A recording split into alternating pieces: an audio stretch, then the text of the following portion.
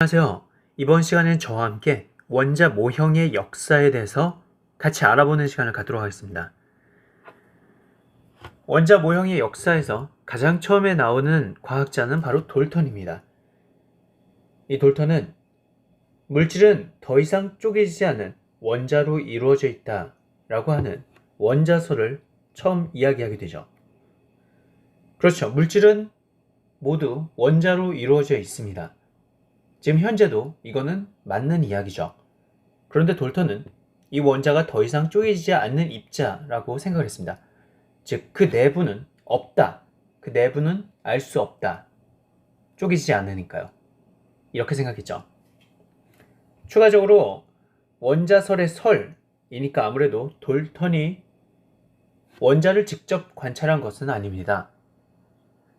돌턴은 어떤 실험을 한 건 아니고요. 돌턴 이전에 나왔던 다양한 실험들을, 예를 들어 질량 보존 법칙이나 일정 성분비의 법칙을 두고 이 법칙들은 원자라고 하는 개념이 있으면 좀 더 쉽게 설명이 되겠구나 라고 생각해서 이 원자라고 하는 입자를 도입하게 된 것입니다. 톰슨의 음극선 실험을 통해서 톰슨은 전자를 발견하게 됩니다. 음극선의 뒤에다가 십자가 모양의 철판을 두면 그림자가 생기는 걸 봐서 직진성을 알 수 있고요. 또 바람개기가 돌아가는 걸 봐서 질량이 있다는 걸 알 수가 있습니다. 마찬가지로 자석 주위의 휘어짐을 통해서 마이너스 전하가 있는 걸 알게 됐죠. 자, 이렇게 톰슨은 음극선 실험을 통해서 이 음극선이 바로 전자의 비밀한 걸 알게 된 거고, 이걸 통해서 전자를 발견하게 된 거죠. 이 전자는 어디서부터 왔을까요? 톰슨은 그 생각을 했습니다. 이 마이너스는 바로 원자 안에서부터 온 것이다. 그래서 다음과 같이 마이너스 원자를 이렇게 그림으로 전자를 이렇게 나타내게 된 거죠. 마이너스는 발견이 됐지만 아직 플러스 입자는 발견이 안 됐기 때문에 주위에 마이너스가 3개니까 플러스도 몇 개? 맞습니다. 플러스도 3개를 이렇게 그려놓은 것이죠. 중성을 만들기 위해서 이렇게 한 겁니다. 중성을 만드는 것은 당연한 일입니다. 왜냐하면 모든 원자는 중성이어야지 서로가 서로를, 즉 다른 원자끼리 서로 밀어내지 않잖아요. 예를 들어서 제가 이 펜을 잡고 있는 것도 펜이 중성이고 제 몸이 중성이기 때문이죠. 모든 원자는 중성이 맞습니다. 즉 마이너스 3개가 발견됐지만 그에 따라서 플러스도 3개를 그려야 된다는 것이죠. 자, 이렇게 톰슨의 원자 모형을 그리고 나서 바로 톰슨의 제자인 러더퍼드가 한 가지 실험을 합니다. 그리고 이 실험을 통해서 바로 원자 핵이 발견되게 됩니다. 바로 알파 입자 산란 실험을 하게 되는 거죠. 여기서 알파 입자라고 하는데요. 우리는 알파 입자를 이렇게 알파 입자 이렇게 쓰면 됩니다. 그 당시 알파 입자의 정확한 어떤 입자인지는 몰랐죠. 하지만 나중에 밝혀진 바로는 이 알파 입자란 건 바로 헬륨 원자핵과 같다는 걸 알게 됐죠. 헬륨 원자핵이 계속적으로 이렇게 나오고 있는 상황입니다. 이 알파 입자는요, 사실 방사선입니다. 즉 헬륨 원자핵이 계속 총알처럼 이렇게 나오는 거죠. 그래서 지금 여기 보시면 여기 방사능 물질 있죠. 이 방사능 물질은 바로 알파 입자가 나오는 방사능 물질입니다. 그런데 이 방사능 물질은 사방팔방이 다 나올 거 아니에요. 그래서 여기 뭘 된 거예요? 맞습니다. 여기 바로 납을 된 거죠. 납상자가 이렇게 있는 것입니다. 그리고 한쪽에 구멍을 뚫면 이쪽 구멍에서만 알파 입자가 나올 수 있기 때문에 우리가 알파 입자를 한 곳으로 쏠 수 있는 어떤 총과 같은 역할을 할 수 있게 하는 것입니다. 자, 여기에 금박을 댑니다. 자, 이거는 금박입니다. 여러분 금 알죠? 금 굉장히 비싼데요. 이 금은 굉장히 얇게 펴질 수 있는 아주 좋은 성질이 있습니다. 그래서 금을 박으로 만들 수 있어요. 우리가 은박지 이런 표현 쓰잖아요. 금을 박으로 이렇게 아주 얇게 만들 수 있습니다. 러더퍼드는 생각을 했습니다. 만약 톰슨의 이야기가 맞다면 마이너스가 이렇게 있을 테니까 플러스도 있겠죠. 그런데 바로 이 알파 입자가 여기에 그냥 통과를 할 것이다 라고 생각했죠. 만약 톰슨 모형대로 하면요. 이게 어떤 이야기가 가냐면요. 여기가 지금 교실이라고 볼게요. 여기가 뭐라고요? 지금 여기가 교실이라고 생각해 볼게요. 이 교실에 우리가 마이너스 입자가 이렇게 있습니다. 이거는 교실에 있는 건포도라고 생각해 봅시다. 자, 건포도는 굉장히 작죠. 이 건포도가 있고요. 그때 나머지 원자 질량이 바로 플러스 이 주변에 이렇게 있는 겁니다. 여기가 나머지 원자 질량인 거죠. 플러스. 그런데 이게 마치 솜처럼 얇게 펴져 있는 것입니다. 이해되시나요? 플러스는 입자가 아니라 솜처럼 얇게 펴져 있는 형태고요. 마이너스는 건포도 3개가 교실에 딱 있는 거예요. 자, 그런데 여기에다가 우리가 알파 입자라는 총알을 날린 겁니다. 뭐를요? 바로 알파 입자라고 하는 총을 쏘는 거예요. 그럼 솜은 그냥 통과하겠죠. 플러스에 해당하는 솜은 그냥 통과합니다. 그리고 심지어 건포도를 맞췄다 해도 건포도와 같이 나가게 되겠죠. 알파 입자, 즉 총알이요. 비유적인 표현입니다. 그래서 여기서 건포도는 마이너스, 솜은 플러스로 한다 해도 알파 입자라는 게 워낙 무거운, 그렇죠. 헬륨 핵이니까 얼마나 무거워요. 양성자 몇 개? 2개. 중성자 2개짜리니까 여러분, 양성자나 중성자나 전자보다 1800배 이상 무겁죠. 그런 게 4개씩이나 있으니까 얼마나 무거워요. 이걸 총알처럼 쏜다고요. 그러니까 바로 톰슨 모형에 의하면 대부분 통과할 수밖에 없게 됩니다. 톰슨 모형에 의하면요. 이렇게요. 이해되시죠? 그런데 실제로 이렇게 통과하면 다 어디에 부딪히겠어요? 다 어디에 부딪힐까요? 맞습니다. 다 여기에 부딪히겠죠. 이렇게 해서 여기에 부딪히겠죠. 직진으로 나가니까요.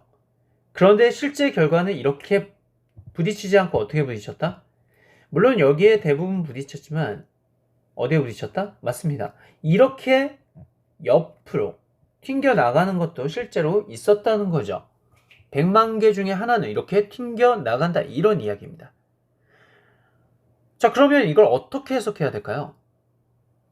맞습니다. 톰슨의 모형은 틀렸다는 게 되죠. 그리고 이렇게 해석하면 좋을 것 같습니다. 어떻게 해요? 대부분 어쨌든 직진이니까 대부분 빈 공간이지만 이 솜 보세요. 솜이, 제가 플러스가 솜이라고 그랬잖아요. 건포도가 마이너스. 자, 그런데 솜이 이렇게 10개 교실에 퍼져 있는 게 아니라, 구름처럼 퍼져 있는 게 아니라 이 솜을 한번 뭉쳐보세요. 엄청 조그맣게 뭉쳐봐요. 지금 솜을, 그 질량은 똑같아요. 그걸 다 뭉쳐봐요. 그러면 한 곳에 뭉쳐지겠죠. 이해돼요? 한 곳에 이렇게 뭉쳐집니다. 이 솜이 엄청 작게 뭉쳐져요. 이거는 아까 전에 말한 그 총알도 통과할 수 없다는 거죠. 이 총알도. 다시 말하면 알파 입자도 통과할 수 없다는 거죠. 비유적인 거예요, 총알은. 솜이 비유적인 거, 건포도 비유적인 거예요. 이해되시나요? 자, 그래서 우리가 이렇게 하면 바로 이 관찰 사실을 설명할 수 있다는 거죠. 왜요? 이렇게 하면 대부분은 통과하지만, 뭐 전자 부딪혀서 전자 나가면 되니까, 그런데 대부분은 통과하지만 여기서 이렇게 부딪혀서 이렇게 갈 수 있고, 심지어는 튕겨 나올 수 있다는 거죠. 이게 누구 모형이에요? 맞습니다. 이게 바로 러더퍼드 모형이죠. 러더퍼드. 자, 이것입니다. 그래서 러더퍼드는 이걸 솜이라고 이제는 하지 않을게요. 이게 이건 건포도가 아니죠, 사실. 비유적인 표현이죠. 얘가 뭐예요? 전자. 그리고요, 여기는 뭐라고요? 맞습니다. 여긴 플러스. 근데 여기에 이렇게 있는 애가 뭐라고요? 얘가? 맞습니다. 바로 핵이라고 하는 거죠. 이해되시나요? 그래서 이렇게 산란 효과가 일어난 걸 알 수 있습니다. 러더퍼드는 톰슨의 제자이면서 톰슨의 이 모형을 설명하려고 했지만 실제로 오히려 중심, 가운데 핵이 있다는 새로운 모형을 나타나게 하는 결과를 낳았죠. 추가적으로 여기 산란이라고 그랬죠. 뭐라고요? 산란이라고 그랬죠. 산란이란 건 뭐예요? 직진이 아니라 이렇게 퍼진다는 의미입니다. 러더퍼드는 산란을 원하지 않았어요. 산란을 원하지 않았어요. 톰슨은 산란할 수 없으니까요. 그런데 결과가 산란하니까 새로운 모형이 만들어졌고, 이거는 플러스가 엄청 고밀도로 몰려 있다는 원자핵, 이게 발견됨을 의미하는 거죠. 자, 길게 얘기했는데요. 워낙 중요해서 했어요. 이렇게 러더퍼드는 알파 입자 산란 실험을 통해서 원자핵을 발견하게 되고, 그 원자핵은 가운데 아주 밀집돼서 조그만 형태로 있다. 그리고 그 주위에, 그렇죠, 바로 이렇게 전자가 돌고 있다 라고 표현을 했죠. 마찬가지로 이렇게 돌지 않으면 안 되겠죠. 마이너스가 있으면 돌아야지만 얘가 여기 붙지 않을 거 아니에요. 그쵸? 정지해 있으면 얘랑 딱 붙겠죠. 근데 실제로 도니까 이렇게 될 거다. 러더포드는 이렇게 생각을 했고, 이것이 바로 러더포드의 모형입니다. 가장 중요한 건 바로 원자핵을 발견했다는 거죠. 자, 이렇게 러더포드의 모형이 있고 나서 모든 게 다 풀릴 줄 알았는데, 그 다음에 바로 선 스펙트럼 문제가 나오게 됩니다. 아주 유명한 문제죠. 자, 선 스펙트럼이라는 게 뭐예요? 자, 그림을 그리면 여기 있네요. 수소 방정관입니다. 이게 수소 방정관이란 건 수소를 가득 넣은 기체, 이거를 전기로 가열시키면, 수소 기체를 가열시키면 빛이 나게 됩니다. 수소 기체를 가열시키면 수소 가열, 그러면 뭐가 난다? 빛이 나요. 그 빛을 우리가 수소 방정관이라고 할 수 있는데요. 이게 바로 수소빛이죠. 지금 빔 하면서 나오고 있는 거예요. 빛이 띵 나와요. 자, 이걸 프리즘 알죠? 프리즘은 일반적인 빛을 빨주노초 파란보로 다 바꾸죠. 태양빛을 빨주노초 파란보로 연속적으로 바꿉니다. 자, 그런데 이번엔 수소 자체가, 수소가 가열되면 빛이 나거든요. 여러분, 우리도, 사람도 빛이 나요. 그게 적외선이어서 우리 눈에 안 보이는 것 뿐입니다. 모든 물질은 빛이 나요. 그런데 이걸 수소는 가열을 해서 가시광선 영역대로 하면 수소빛이 우리 눈에 보이는 거죠. 아무튼 이 수소빛을 그럼 분리해서 빨주노초 파란보가 다 나오나 봤더니, 이 붉은색 수소빛이, 이 붉은색 수소 방정관의 빛이 실제로는 빨주노초 파란보가 아니라 띠엄 이렇게 띠엄 나오게 된 거죠. 그리고 나머지는 다 검은색으로 된 거고요. 즉, 선 스펙트럼이 나온 겁니다. 이거는 그전에는 해석이 안 됐어요. 왜 그럴까요? 한번 빛이 나오는 원리를 같이 한번 볼게요. 여기 보시면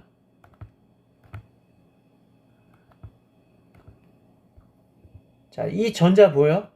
이 전자에서 빛이 나오려면 처음에 이 전자가 이렇게 빨리 갔다고 해봐요. 전자가 빛이 나오려면 이 전자가 느려지면 됩니다. 처음에 간 속도를 우리가 100이라고 해볼게요. 그리고 나중에 간 속도를 우리가 10이라고 해볼게요. 그러면 100에서 지금 몇만큼 떨어지죠? 10만큼 떨어지죠? 그런데 그게 뭐예요? 연속적으로 떨어져야 되죠? 그만큼이 빛으로 나올 텐데 그 흐름이 연속적이죠. 무슨 말이냐면 100에서 10으로 바로 가는 게 아니잖아요. 100 있으면 100, 99, 99점 몇몇몇, 그리고 98점 몇몇몇 해가지고 쭈쭈쭈쭈 가가지고 10이 가죠. 한마디로 90이나 80 이런 데를 다 통과해야 된다, 이 말입니다. 즉, 러더포드 모형은 빛이 나오는 건 뭐 괜찮지만 빛이 나올 때 연속적인 빛이 나와야 되죠. 왜냐하면 에너지 흐름이 연속적이니까요. 그래서 연속적인 빛인 빨주노초 파란부분이 해석이 안 됩니다. 그 빛을 프리즘에 통과시키면 연속적으로 보일 테니까요. 그런데 관찰 결과 보니까 수소 선 스펙트럼은 이렇게 불연속적입니다. 아니 왜 수소라는 원소를 가열시켜서 나온 빛을 분광기를 통해서 분리해보면 왜 불연속이 나올까요? 이거를 해석할 수 없었죠. 그래서 보어는 바로 이 모형을 이야기하게 됩니다. 보어 모형이죠. 여러분 많이 봤을 거예요. 가장 많이 본 모형이기도 하죠. 보면 어때요? 그렇죠. 여기 전자 껍질 보이나요? 여기가 첫 번째 껍질, 그리고요 두 번째 껍질 이렇게 있죠. 우리가 이걸 껍질이라고도 하고 궤도라고도 하는데요. 보어가 최초로 이 껍질 모형을 이야기된 거죠. 그럼 이걸로 어떻게 이 수소선 스펙트럼을 해석할 수 있을까요? 이렇게 띄엄띄엄 있는 것을요. 그건 다음과 같습니다. 자, 여기 보시면 우리가 수소 방전이라고 하는 건 뭐예요? 수소를 가열시킨 거죠. 자, 수소를 가열시키면 봐요. 수소를 가열시키면 전자가 들뜨게 됩니다. 지금 이렇게 들떴네요. 처음에 첫 번째 껍질에 있어야 될 게 지금 위로 들떴어요. 왜요? 가열을 했기 때문이죠. 그런데 이렇게 들뜬 전자는 다시 내려오려는 성질이 있습니다. 내려올 때 다시 내려왔죠. 자, 이렇게 내려올 때 그만큼 에너지 차이만큼 뭐가 나온다? 맞습니다. 그만큼 차이만큼 바로 빛이 나오는 거죠. 그래서 여기 이렇게 빛이 이렇게 나오는 것입니다. 그런데 이게 수소선 스펙트럼이랑 무슨 관계가 있어요? 자, 한번 생각해 볼게요. 자, 이 차이가 항상 고정이죠. 이 차이를 제가 100이라고 해보겠습니다. 얼마라고요? 100이요. 그러면 올라갈 때도 얼만큼 들어요? 100만큼 들어야지 위로 올라갈 수 있죠. 마치 계단을 100만큼 들어야지 올라갈 수 있고 그 사이인 80, 90은 못 올라가듯이요. 자, 내려올 때도 얼만큼? 그렇죠. 100만큼. 이렇게 이 간격이 불연속적이기 때문에, 한마디로 간격이 떨어져 있기 때문에 전자가 아무렇게나 도는 게 아니고 그 껍질만을 돌기 때문에 그 간격만큼만 에너지가 나오게 되는 거죠. 한마디로 이 선은, 이 각각의 선은 바로 불연속을 의미합니다. 근데 그 불연속은 바로 궤도의 불연속과 관련이 있었던 거죠. 그렇게 해석해서 보니까 바로 수소선 스펙트럼이 이렇게 나오는 걸 해석할 수 있었습니다. 네, 아직도 이해가 안 될 수 있는데요. 그럼 이렇게 생각해 보시면 좋을 것 같아요. 자, 여기 플러스 1이 있습니다. 그리고요, 여기 뭐가 있다 그랬죠? 맞습니다. 전자가 이렇게 첫 번째 껍질, 그리고요 두 번째 껍질을 했습니다. 그러면 두 번째 껍질에서 이렇게 내려와서 여기 가는 경우 있죠. 이렇게 하면 전자가 나온다 그랬잖아요. 이게 바로 요 선 스펙트럼에 해당합니다. 아시겠나요? 자, 그리고요 전자가 애초에 들뜰 때 두 번째 껍질만 가지는 않겠죠. 그렇죠? 자, 이렇게 했다가 얘가 세 번째 껍질로도 갈 수 있겠죠. 전자가. 그러면 얘는 내려올 때 얼만큼 내려와야 돼요? 이만큼 내려옵니다. 그래서 이렇게 돼요. 그러면 얘는 더 많은 에너지를 방출하게 되겠죠. 그렇죠? 더 많은 뭘 방출한다? 에너지를 방출. 바로 빛을 방출하죠. 그게 바로 어디에 해당한다? 맞습니다. 얘한테 해당하는 거죠. 그렇다면 그보다 더 위에 거는요? 맞습니다. 바로 얘한테 해당하는 거죠. 이해되시죠? 이렇게 해서 여기서 전자가 내려올 경우도 있잖아요. 걔가 바로 얘한테 해당한다고요. 알겠죠?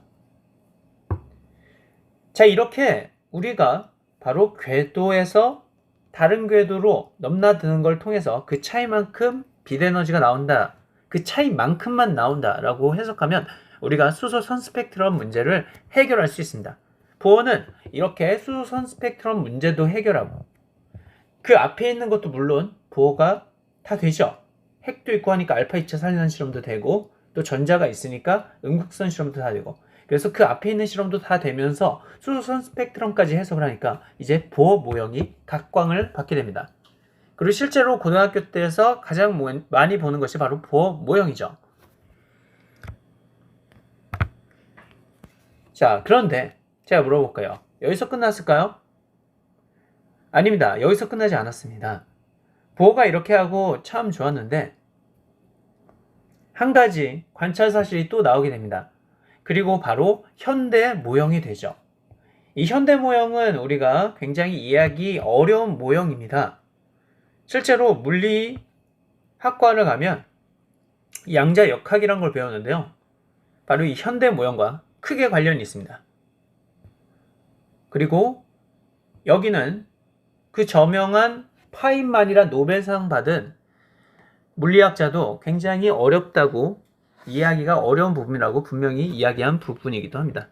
자, 우리는 한번 들여다보죠. 그래도 재밌지 않을까요? 자, 여기 보시면 여기 현대 모형이라고 보이나요? 현대 모형의 가장 큰 특징은 바로 확률입니다. 그렇죠. 여기 점을 제가 많이 찍었죠. 이 점이 다 뭐예요? 전자가 발견될 확률이죠. 이게 바로 현대 모형의 가장 큰 특징입니다. 확률 개념이요. 자, 그러면 이런 확률 개념이 왜 나오게 됐을까요? 그리고 앞에서는 뭐 우리가 보어 모형, 그리고 그렇죠, 러더포드 모형 이런 거 다 배웠는데 뭐 돌턴도 그렇고 여기서는 현대 모형이라고 사람 이름이 안 나왔죠.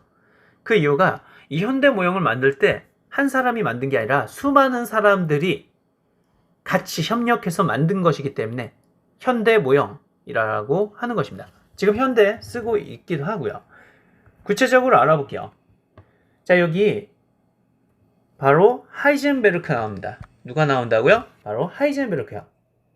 제가 굉장히 좋아하는 사람이기도 해요. 자, 하이젠베르크는 바로 불확정성 원리를 이야기해 되는데요. 이 부분이 좀 어려울 수 있는데요. 간단히 얘기하면 속력과 위치를 동시에 정확히 알 수 없다 이겁니다. 동시에 알 수 없다. 우리가 속력이 얼마인지 알면, 전자의 속력을 알면 위치는 모른다는 거고요. 위치를 우리가 정확히 얘가 여기 있다 라고 하면 걔의 속력을 모르는 겁니다. 참 어려운 말이죠. 자, 어쨌든 두 개를 정확히 모른다는 건 결국 확률과 관련이 있습니다. 확률적으로 이렇게 아는 거죠. 자, 그러면 그 밑에 이제 슈레딩거가 있습니다. 슈레딩거도 제가 굉장히 좋아하는 과학자인데요. 슈레딩거는 바로 전자는 파동성을 띈다 라고 이야기를 합니다. 그리고 이걸 파동함수로 나타낼 수 있다 라고 하죠. 이거 뭘까요? 이게 바로 푸사이입니다. 여러분이 아마 푸사이라고 얘기하면 사람들이 깜짝 놀랄 거예요. 물리 하시는 분들이 특히요. 아니, 파동함수 푸사이를 어떻게 알지? 이렇게요.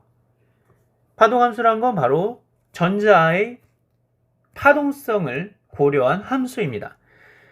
자, 그러면 이것도 확률과 관련이 있는데요. 도대체 전자의 파동성이 왜 그렇게 갑자기 툭 튀어나오게 됐을까요? 전자는 입자 아니에요? 우리가 앞에서 그냥 마이너스를 동그랗게 그린 입자였잖아요. 자, 그 이유는 밑에 바로 그림과 관련이 있습니다. 자, 여기 보이시나요? 이 밑에 보시면은 이렇게 생각하시면 돼요. 자, 맨 처음에 이건 단일 슬릿입니다. 무슨 슬릿? 단일 슬릿이요. 자, 단일 슬릿에서 전자를 우리가 쏜다 라고 생각해 봅시다. 자, 그러면 전자를 쏘면 어떻게 될까요? 이게 만약 입자라고 생각해 봐요. 입자라고 쓰면 얘가 어디 부딪힐까요? 슬릿이란 건 여기가 벽인데 구멍이 하나 뚫린 벽인 거예요. 그럼 이게 어떻게 보일까요? 그렇죠. 대부분 다 어디 찍힐까요? 여기 찍히겠죠. 그쵸? 그런데 이걸 우리가 파동이라고 한번 볼까요? 이걸 뭐라고요? 파동이요. 얘가 파동성이 뛰어요. 똑같이 단일 슬릿이라고 해봅시다. 그러면 어떻게 될까요? 맞습니다. 파동이면 우리가 이렇게 파동이 파원을 치면서 이렇게 가겠죠. 이렇게. 그렇죠? 물에다가 돌멩이 던지면 이렇게 가잖아요. 근데 여기서 단일 슬릿이니까 여기서 새로운 파원이 이렇게 생깁니다. 이렇게. 자, 그러면 어디에서 가장 첫 번째로 부딪혀요? 바로 여기서 첫 번째로 부딪히죠. 즉 여기에 나타날 확률이 가장 높은 거죠. 알겠죠? 여기에 가장 많이 찍힌 거예요. 둘 다 여기에 가장 많이 찍히네요. 어떻게 보면 당연한 결과죠. 단일 슬릿일 때는 입자와 파동성이 차이가 없습니다, 거의. 자, 그런데 이중 슬릿이 되면, 무슨 슬릿이 되면? 이중 슬릿이 되면 차이가 생기죠. 어떤 차이가 생기는지 한번 볼까요? 자, 한번 입장에서 생각을 한번 해볼게요. 자, 이렇게 이번에 이중 슬릿이라고 해봅시다. 그러면 여기 벽이 이렇게 있어요. 여러분이 축구 선수라고 해봐요. 공을 막 차요. 그러면 벽에 다 부딪히겠죠. 여기 벽에 다 부딪히는데 구멍 뚫린 곳에 이제 갈 거 아니에요. 어디에 많이 꽂힐까요? 여기랑 여기에 공이 가장 많이 꽂히겠죠. 입자성은 이렇게 두 곳에 가장 많이 분포될 경우가 많겠죠. 그런데 만약 이게 파동성이라고 보면 어떤 일이 벌어질까요? 맞습니다. 여기 벽이에요. 그러면 얘가 파원을 그리면서, 뭘 그리면서? 파원을 그리는데 이쪽도 파원을 그리잖아요. 그리고 이 파원끼리 여기 겹치는 곳 보여요? 그쵸? 이런데, 이런데, 이런데, 이런데. 이건 뭘 의미해요? 애초에 녹색은 우리가 이렇게 진폭을 의미하죠. 녹색은 애초에 뭘 의미한다? 단면, 옆에서 보면 어떻게 돼요? 파동이니까 이렇게 움직이죠. 이렇게 움직이는 거에 또 다른 애가 또 어떻게 움직여요? 그렇죠. 이렇게 움직인다고 봐요. 그럼 얘네끼리 만나면 서로 보강되거나 상쇄가 됩니다. 그러면 진폭이 더 높아지기도 하고 아예 진폭이 없어지기도 해요. 이게 파동의 특징이거든요. 그걸 통해서 결론적으로 여기 찍힐 때 여기 보면 아이고 여기 보면 어떻게 돼요? 맞습니다. 이렇게 된 부분에 요게 가장 많이 찍히죠. 이런데 겹치는데 즉 찍히고 또 여기도 보면 그렇죠. 여기도 찍히고 이렇게 이런 게 반복됩니다. 자, 이렇게 되는 거예요. 입자성과 파동성의 의미 알겠나요? 이게 전자, 빛, 뭐 이런 게 아니고 우리가 일반적인 입자성과 파동성도 다 이런 식으로 찍히겠죠. 그런데 여러분 여기 있잖아요. 여기서도 전자를 이렇게 해서 보니까 나중에 결과를 보니까 물론 이 과정은 눈에 안 보여요. 눈에 안 보이니까 모르겠는데 나중에 보니까 여기에 찍히고 여기에 찍히고 여기에 찍히고 여기에 찍혀요. 자, 그러면 이거는 전자가 또 슬릿을 통과할 때 이렇게 찍겠다면 얘는 입자성을 띄어요? 지금 파동성을 띄어요? 맞습니다. 바로 파동성을 띄죠. 입자성으로는 여기만 찍히는데 파동성으로는 여기 계속적으로 찍히는 게 설명이 다 되잖아요. 그래서 전자는 이 길을 가는 동안 우리가 파동성을 띈다는 걸 알 수 있습니다. 실제로 전자가 이런 식으로 퍼져나가야지만 그 겹치는 부분에서 존재 확률이 높은 거죠. 자, 물어볼게요. 그러면 한번 찍으면은 다음번에 다음 전자가 어디 찍힐지 100%는 알 수 있나요? 네, 알 수 없습니다. 하지만 적어도 여기가 다음번에 존재할 확률이 높다는 건 알 수 있죠. 이렇게 우리는 전자의 파동성을 통해서 이게 자체가 파동성이잖아요. 이 파동성을 통해서 우리가 다음번 입자가 발견될 확률까지 예측할 수 있죠. 확률이 높은 곳이 바로 여기니까요. 슈레딩거는 이로써 우리가 전자는 파동성이니까 이걸 풋사이라고 나타내고 이 풋사이는 전자의 상태를 나타냅니다. 그걸 파동함수라 하자라고 했습니다. 함수니까 어때요? 함수는 어떤 특징이 있죠? 펑션이죠. 그러니까 어떤 값을 집어넣으면 존재 확률이나 에너지 값이 이렇게 나오는 거예요. 함수의 특징은 어떤 걸 집어넣으면 결과값이 나오는데 그 결과값이 존재 확률이나 에너지 값이 있는 거죠. 자, 그럼 이제 하이젠베르크의 불확정성 원리를 알아보도록 할게요. 우선 슈레딩거의 파동함수가 나온 이유는 바로 여기 부분이 그래서 여기 찍힌 게 바로 파동성을 의미하니까 이 파동함수가 나왔다 그랬죠. 풋사이가요. 그런데 이 불확정성 원리도 마찬가지로 파동성 때문에 생긴 것입니다.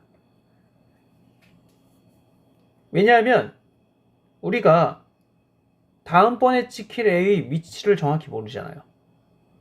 좀 어렵죠. 자, 그럼 이렇게 해볼게요. 자, 보세요.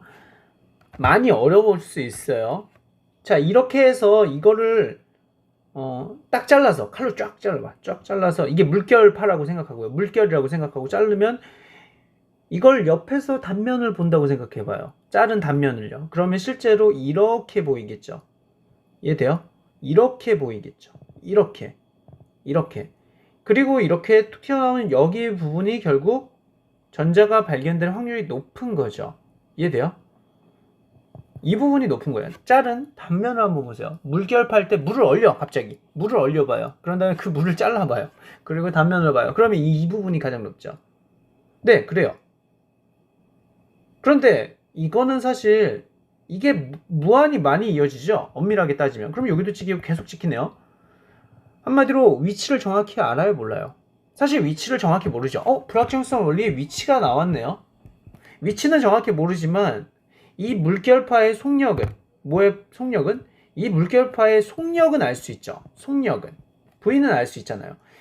이 X가 다음번에 어디 전자 하나가 나중에 있을 때 그게 다음에 어디 찍힐지 위치는 모르지만 정확히 모르지만 이 파동의 속력 V는 알 수 있잖아요. 이해돼요? 자, 그런 거랑 관계가 있습니다. 아직도 이해가 안 되죠? 당연히 이해가 안 되죠. 자, 그럼 한번 이제 좀 고급적인 건데 잠깐 언급할게요. 자, 물어볼게요. 여기 파가 있습니다. 여러분, 퓨리에에 대해서 알아야 돼요. 퓨리에가 엄청 대단한 사람인데, 자, 요게 요런 파동이 있다고 해봐요. 그러면 물어볼까요? 이 파동하고 이런 파동하고 한번 더해봐요. 더해보면 여기서는 요 부분에서는 서로 보강이 돼서 올라가겠죠. 그런데 어느 부분에서는 또 상쇄가 돼요, 서로. 알겠죠? 그러면 얘네가 신기한 게 얘를 또 이런 걸 더해봐요. 이번에 이런 걸 더해봐. 막 이런 거. 자, 이런 걸 다 더해봐요. 자, 이렇게 더하면 신기한 게 어떤 일이 벌어지냐면요. 이렇게 돼요. 이렇게다가 이렇게 되고 또 이렇게 되고 이렇게 주기성을 띠는 게 일어나죠. 알겠어요? 이게 왜 중요한데요? 자, 물어볼게요. 제가 이 파동하고 연결시켜서 생각을 한번 해보세요. 자, 여기에 존재 확률이 높다 그랬죠? 전자가 발견될 확률이 높다 그랬어요. 자, 이거는요. 여기에 높네요. 그쵸? 이거는요. 요런데 높네요. 요런데 아이고 찍기도 힘드네. 자, 그런데 이런 애들이 다 합쳐지면 이렇게 보인다고요. 그럼 이거는 얘네보다는 어때요? 위치적으로 좀 더 정확해졌죠. 여기랑이니까 얘네보다는 존재 확률이 진폭이 높다는 건 딴 데는 거의 없고 이 부분만 더 첨예하게 높아진 거예요. 존재율이 확 높아진 거죠. 여기서 존재 확률이 예를 들어 10이고 여기서는 뭐 5고 여기서는 1이었다면 여기는 막 한 70 뭐 이렇게 되는 거예요. 70 안 되겠다. 하여튼 그렇게 되는 거예요. 알겠죠? 그런 식으로 생각할 수 있어요. 한마디로 자, 여기서는 이거에 해당하는 V값이 있을 거 아니에요? 여기서도 이거에 해당하는 V값이 있고 V값이 있는데 이 V값 3개를 더하면 이런 식이 나오는데 V값 3개를 더했으니까 위치가 정확하지 않아졌죠. 다음번에 찍히는 애가 V1인지 V2인지 V3인지 이게 되게 헷갈리다고요. 다 합친 거니까. 하지만 위치는 좀 더 정확해졌습니다. 이렇게 위치와 뭐예요? 지금 그렇죠. 속력을 두 개 정확히 알 수 없는 이유는 위치를 정확히 하려면 파동을 계속 무한히 한번 더 해봐요. 무한한 많은 파동을 더 해보면 신기한 게 얘가 여기만 이렇게 피크를 찍게 돼요. 어디만? 여기만 이렇게 피크를 찍는다고요. 그리고 나머지 안 찍어요. 주기성이 있지 않아요? 파동이란 건? 그러면 나머지 안 찍히는 게 이상한데? 나머지가 무한대 주기성이라고요. 이런 식이 되는 거예요. 그러면 여기에 찍힐 확률이 100%인 거죠. 무한대 주기성. 그렇게 테크니컬하게 만들자고요.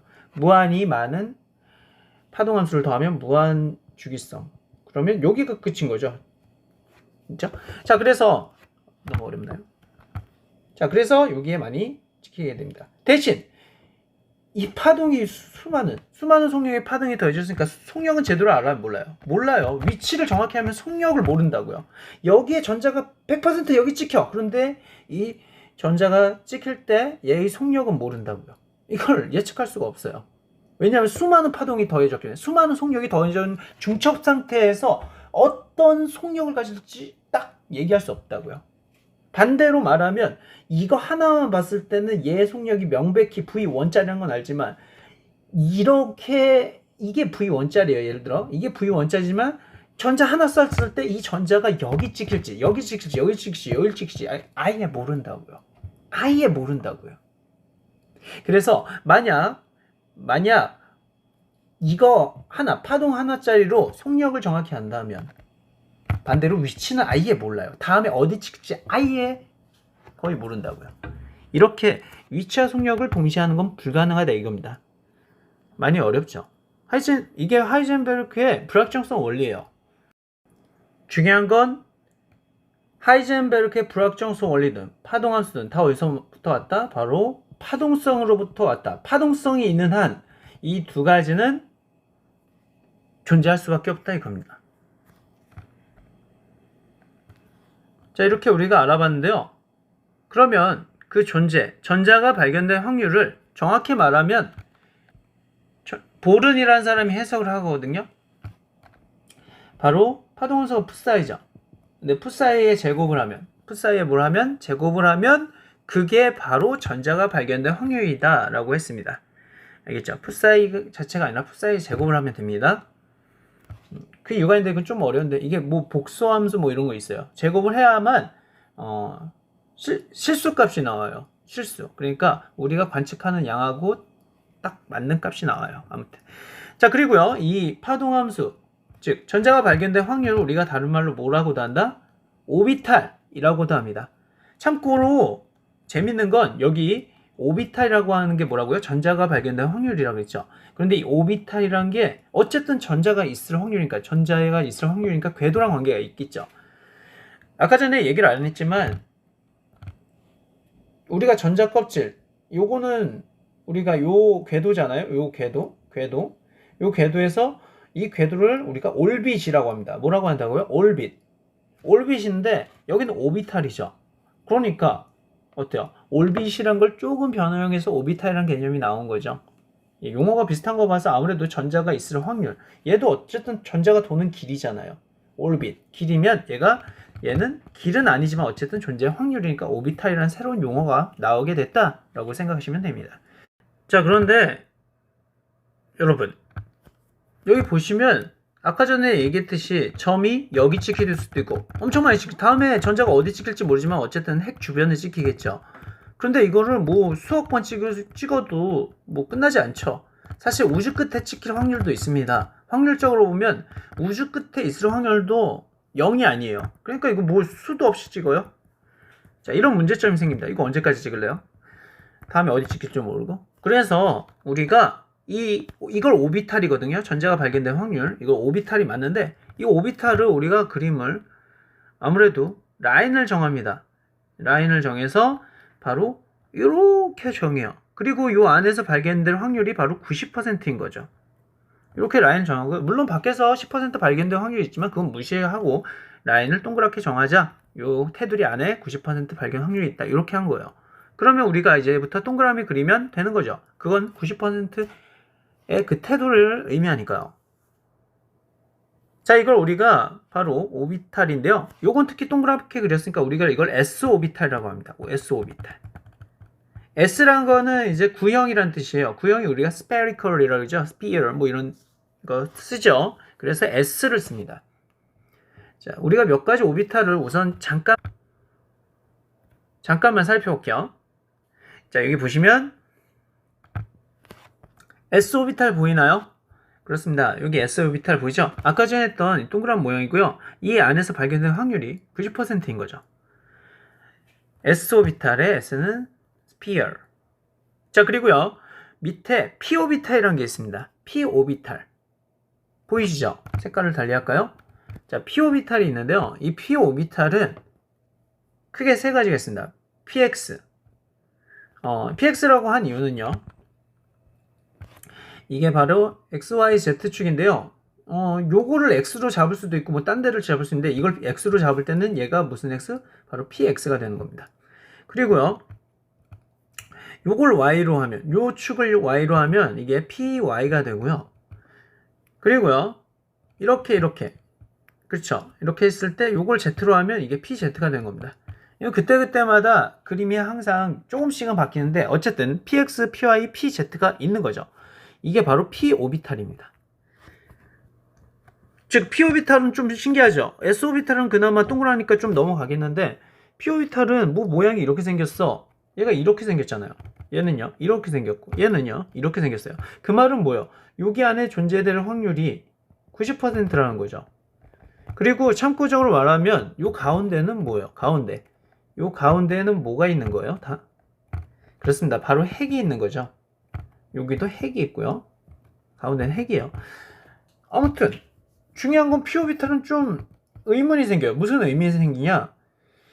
아니 보어 모형에서는 다 동글동글하니까 좀 이해가 되는데 얘는 s오비탈은 동그란데 p오비탈은 길쭉길쭉하잖아요.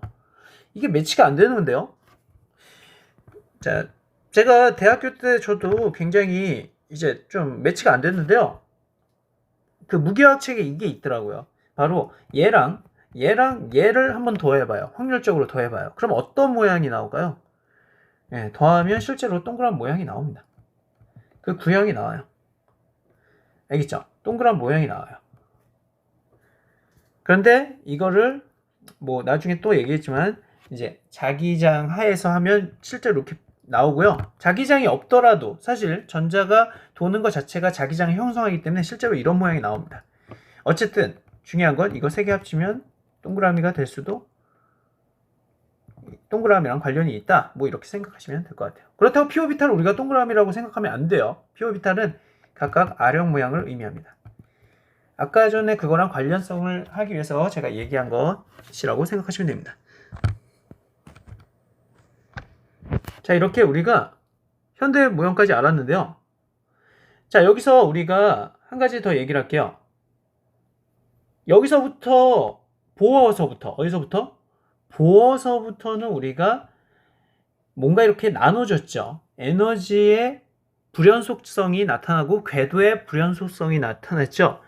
그래서 여기서부터는 우리가 하나, 두 개, 세 개 이렇게 셀 수 있어요. 그 전에는 연속적이었기 때문에 뭐 에너지의 양이 하나, 두 개, 세 개 이렇게 셀 수가 없었죠. 에너지는 연속적이라고 봤으니까요.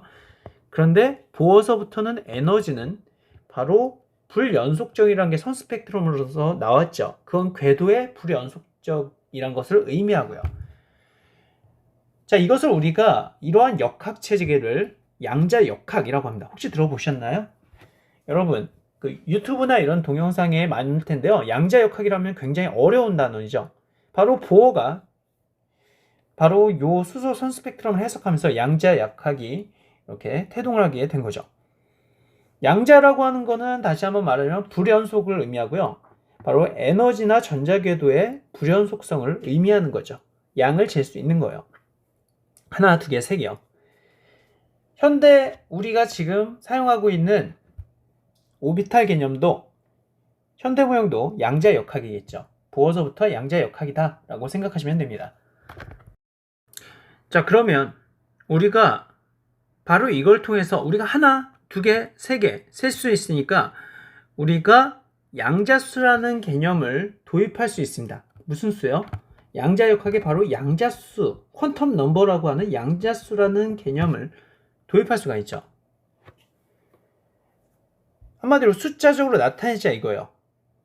아까 전에 우리가 파동함수 풋사이 했었죠. 이 풋사이는 제가 함수라고 했잖아요. 함수란 게 뭐예요? 어떤 값을 넣었을 때 그에 대한 결과값이 나오는 게 함수죠. 그러면 거기에다가 양자수를 만들어내고 그 양자수를 여기다가 넣어가지고 하면 그에 따른 파동함수가 나오는 거예요. 좀 어렵죠? 중요한 건 양자 역학이니까 양을 잴 수 있고, 즉 하나, 두 개, 세 개 할 수 있고, 또 함수니까 그 함수 안에 그 양자수 개념을 넣고자 하나, 두 개 셀 수 있을까? 이제 숫자화할 수 있잖아요. 연속적이 아니니까. 자, 그래서 바로 양자수라는 개념이 도입이 된 겁니다. 그러면 맨 처음에 양자역학 처음 태동 바로 보어죠. 보어는 전자껍질 전자 궤도를 바로 양자수로 바꿉니다. 양자수로요. 양자수로 바꾸는데요. 이걸 주양자수라고 합니다. 무슨 양자수요? 주양자수. 주라는 건 바로 메이저를 말해요. 메이저 양자수. 처음엔 그냥 양자수였는데요. 나중에 오비탈이 또 양자수가 되면서 앞에 있는 보어가 말한 껍질은 주양자수가 되고 나중에 오비탈은 부양자수가 됩니다. 자, 주양자수 우리가 n으로 놔요. 뭘로 놓는다? n으로 놉니다. 자, 그래서 여기 보시면 첫 번째 껍질을 우리가 n이 몇이라고 놓고 1이라고 놓습니다. 자, 요 껍질을 우리가 n이 1이라고 놓고요. 두 번째 껍질은요. 맞습니다. 두 번째 껍질은 n이 2라고 놓는 거죠. 이렇게요. 그래서 바로 n은 1이다, 2다 라고 하는 건 첫 번째 껍질, 두 번째 껍질을 의미한다. 어때요? 쉽죠? 주양자수는 바로 몇 번째 껍질을 의미하느냐 이걸 말한다. 그걸 양자수로 바꾼 게 바로 주양자수다 라고 생각하시면 됩니다. 자, 이제 현대 모형에서는 바로 오비탈이라는 개념이 나온다 그랬죠. 이 오비탈은 바로 전자가 발견된 확률인데요. 이 오비탈을 양자수로 또 바꿔야겠죠. 아무래도 하나의 상태니까요. 예. 양자역학은요, 모든 전자의 상태를 바로 양자수 개념으로 바꾸고 싶어 합니다. 왜요? 그렇게 해야만, 양자수 개념으로 바꿔야만 풋사이의 파동함수 안에 넣을 수 있으니까요. 숫자만 넣으면 되잖아요. 숫자로 바꿔야, 껍질을 숫자로 바꿔야 우리가 함수에 넣을 수 있잖아요. 함수인데 껍질을 함수에 넣을 수 없죠. 수학에서는 숫자를 넣죠. 그래서 숫자로 바꾸기 위해서 우리가 주양자수를 쓴 겁니다. 마찬가지로 여기서도 오비탈이라는 거를 우리가 양자수로 바꿔서, 오비탈도 모양이 정해져 있잖아요. 하나, 두 개, 세, 이걸 셀 수 있잖아요. 그래서 양자수로 바꿔서 하는 겁니다. 이걸 무슨 양자수라고 할까요? 맞습니다. 이것을 바로 부양자수라고 하는 것이죠. 그렇죠? 이걸 무슨 양자수? 부양자수라고 하고요. 부양자수 우리가 L 이렇게 놓습니다. 자, 그러면 아까 전에 n은 1일 때 첫 번째 껍질, n은 2일 때 두 번째 껍질 이렇게 있는데요. 부양자수에서는 s오비탈인 경우 L은 0일 때요. 그리고 p오비탈인 경우 L은 1일 때입니다. 왜 그럴까요? 그거는 다음 시간에 좀 알려줄게요. 간단히 얘기하면 이 파동함수에 넣었을 때 그 관측값이 나오면 됩니다. 그렇게까지만 우선 얘기할게요. 자, 우선 이해되셨나요? 그래서 이렇게 L을 0일 때, L을 1일 때 해가지고 이런 거를 여기다 넣기 위해서 이렇게 양자수 개념을 도입합니다. 그리고 이렇게 만들어진 이 파동함수는 바로 전자의 어떤 상태를 말하고요. 이 전자 상태를 슈레딩거 방정식 혹시 아세요? 제가 써볼까요? 슈레딩거 이퀘이션. 슈레딩거 굉장히 좋아한다 그랬죠? 이퀘이션은 건 이제 방정식이라는 건데요. 자, 이렇게 썼습니다. 마이너스 2n분의 h바 제곱 그리고요 사이 그리고요 플러스 v 사이는 2 사이. 자, 이렇게 할 수 있어요. 요거는 이제 3차원일 때 표현한 거고요. 이거는 이제 포텐셜 에너지. 앞에 있는 건 운동 에너지에 관한 거, 이건 포텐셜 에너지에 있는 거, 이건 전체 에너지. 뭐 이런 건데요. 중요한 건 뭐냐면은 요 파동함수 있죠. 요 파동함수에 뭘 넣는다? 이 전자 상태니까 이 전자 상태를 여기다가 넣으면 그에 해당하는 에너지가 쭉쭉쭉 나와요. 좀 신기하죠? 그러기 위해서 우리가 양자수란 걸 만들기 시작한 거죠. 여기다 넣으려고. 알겠죠? 자, 여기까지입니다. 고생했습니다.